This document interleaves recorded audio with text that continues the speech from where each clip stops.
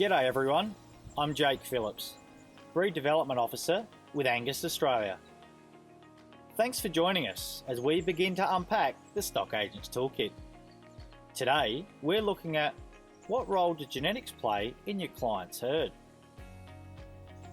Environmental influences, including available nutrition, will have a large influence on the animal's appearance, including how the bull presents on sale day.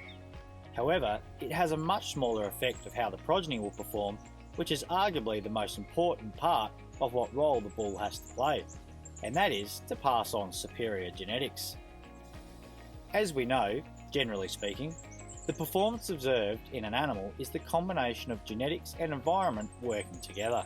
The role of genetics in your client's herd is to set the potential production bar higher in traits that are important to their production system. Traits important to your client may be things such as calving ease, growth, carcass weight as an indicator of sale weight, and carcass traits such as marbling.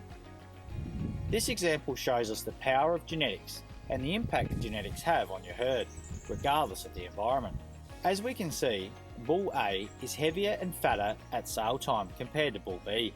This is mainly due to his environment. However, when we start to compare the calves from Bull A and B on the same nutrition, we can see that the progeny from Bull B, who carried more desirable growth traits, are actually heavier. This difference is because of the genetic differences passed on from the bulls, and hence why it is important for you to make the physical appearance of the bull just one of many considerations you make before deciding to recommend the animal to a client. A more favourable environment will typically always allow genetics to flourish and allow for more variation to be expressed as the animals grow and fatten. However, it is worth the time to ensure the genetics you are considering using will not limit the potential performance of the progeny and allow for the optimal performance for your client in line with their breeding program. After all, a chain is only as strong as its weakest link, and cattle performance is only as strong as its most limiting factor. So don't let that factor be its genetics. The other consideration to discuss with your client is that if they are retaining females from the herd as replacements, it is worth noting the effect the sire will have within the herd for years to come.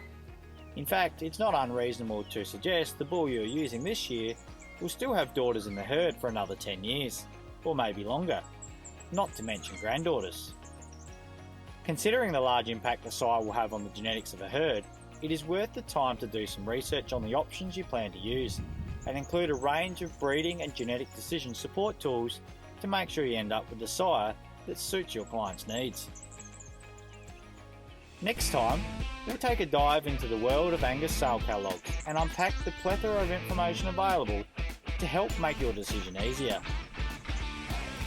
So, thanks for watching. I can't wait to see you next time when we continue to unpack the Stock Agents Toolkit.